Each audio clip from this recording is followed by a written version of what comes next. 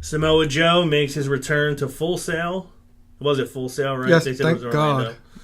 You could tell in the difference in the crowd noise. Yeah.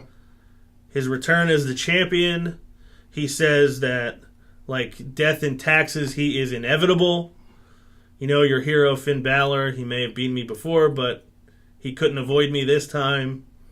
And then we have I wasn't a surprise because we knew it was happening. I don't know if the crowd there knew it was happening. But Eric Young makes his debut, comes out and says, I know you, Samoa Joe, you know me, things are going to change. And then they have a match in the main event. I love how they promote it first time ever. Yeah. I did not watch a lot of TNA. Almost none.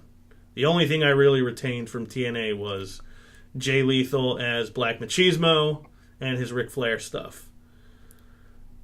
What are your feelings on Eric Young? You're obviously more familiar with him than I am. Well, when I was watching TNA, he wasn't in a prominent role yet. He was... I forgot the gimmick he was under, but he was kind of like an outcast, like a little nerdy. People were kind of picking on him, I think. I don't remember off the top of my head, but I know he's been the TNA World Champion. After years of watching TNA, because I can't watch that. I can't watch it no more. I personally, he really didn't move the needle for me at all. No, he's not even officially signed. He's under that, like James Storm did, those appearance contracts. Got you. The match was okay. Yeah, it was okay. It wasn't nothing special. No, his look to me, I don't see him being anybody on WWE. Yeah, I was shocked that he actually got. Well, it was an appearance, but I was shocked they actually got him. I wasn't expecting him at all to ever be in WWE. I was expecting Bobby Roode first. Yeah, I would have expected that too, especially with all the talk that's been going on for at least a month, if not more. Mm-hmm. So yeah, Eric Young, to me, no offense to the guy, but he didn't do it for me. I didn't see anything special there. We had another Tessa Blanchard appearance. They need to sign her, man. Got squashed by Nia Jax, which I guess is kind of what's going to happen if you're going up against Nia Jax now and you're not Bayley or Asuka. Mm-hmm. Ty Dillinger and Austin Aries. Fine match.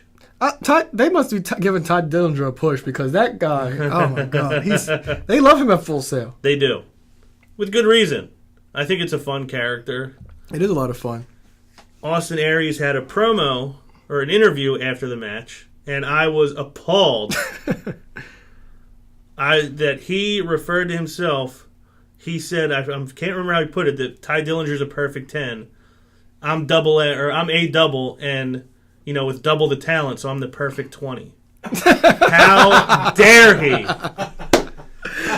That nickname is well known to belong to me. And Austin Aries, I want you to be on NXT. I know these are already taped, so I want a segment cut where Austin Aries gives a promo apologizing for taking the perfect 20 moniker from me.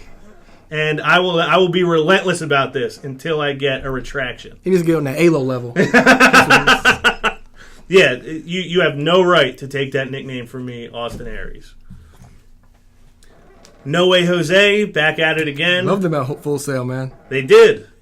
Do you like it? Did you enjoy him as much seeing him a second time? I enjoyed him more the second time. Did you? Because you kind of knew what to expect. Yeah, it's a lot of fun. Fun character. That's what NXT's about, having fun. It's like a territory. He's perfect for that crowd. Like I said last week, he may go up to WWE at some point and turn into Adam Rose, but he's perfect for that crowd. He's perfect for that promotion.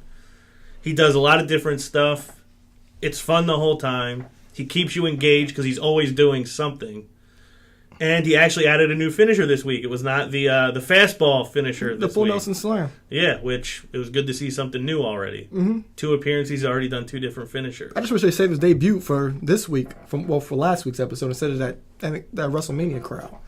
Oh, yeah, I agree with you, because that crowd was not... They got into it. They got into it later in the match, but Full Sail ate him up right from the jump. As soon as his music played, and they did a great chant, and I cannot remember what it was. It wasn't the Ole? It was Jose. Yeah. And at one point, I think they did a He's Athletic chant, which I enjoyed. And then they did the No Way Jose chant, obviously. So, Austin Aries, really. I need an apology. I just saw it again in my notes, and I'm just as mad seeing it the second time. Finn Balor returns next week. Just a promo. Do you think he has a match? I think he does have a match. I think he's facing Elias Sampson. I think. Oh, I guess you're not thinking this. You've already read ahead, and you kind of know this. And their their match for TakeOver has been turned to a cage match for the first time in NXT. Oh, really? Yeah, that'll be cool. Yeah, I got a problem with him getting a rematch on TakeOver because don't you think you want to protect the Demon? You would think so. If he's going to WWE, wouldn't you want to protect the Demon? That's my thing. That's always what I thought, and that was always my worry with the Demon is he can't lose as the Demon. It just can't happen. Yeah, unless Joe wins by escape.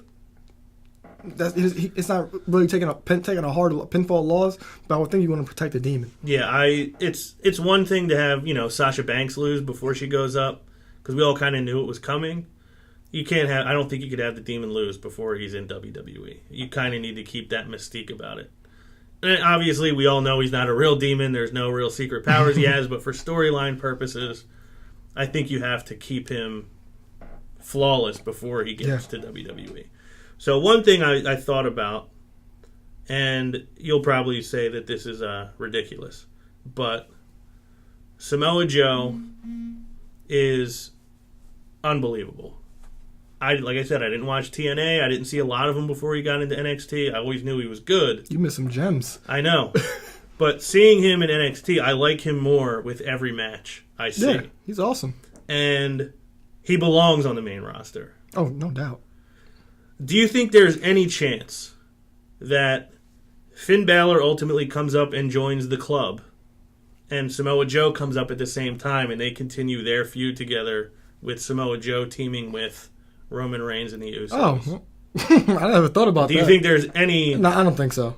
I mean, I don't think so, but I think it would be cool to see. I don't think so. And it would give Finn, he's bringing a story with him. I think that kind of puts NXT over a little bit more because that story's coming straight up with them. They have a lot of history together already, and I think it would be fun to see them kind of join that story. But I don't think that story's going to last long enough for them to get there. One thing with that whole Balor with the club, whatever, I don't think him and AJ will work in that group because they're both so-called main event talents. I don't think any of those guys would play second fiddle to each other. Right. So it's one or the other. Yeah. Being in that club. Yeah. So, I mean, I ultimately think that club, he's going to come up and AJ will be the odd man out. Yeah, and I think they'll pull a New Japan and kick out AJ like they did. Yeah, I feel like that's the way it's got to go. But... And turn to the Balor Club, maybe? But if they kick AJ out, then does the crowd turn on them? On AJ? On the Balor? club, on Balor and the club. In that situation, yeah, but they're still going to get cheered. Okay. Yeah, I guess there's nothing they're going to do that's not going to get Finn Balor cheered. Mm-hmm. So that's everything I got for NXT. Oh, I want to give Corey Graves a shout out. I don't know if you ever watched The Wire or not. No. I like that he quoted Omar Little by saying, "If you come into King, you best not miss." And Eric Young missed in the main event.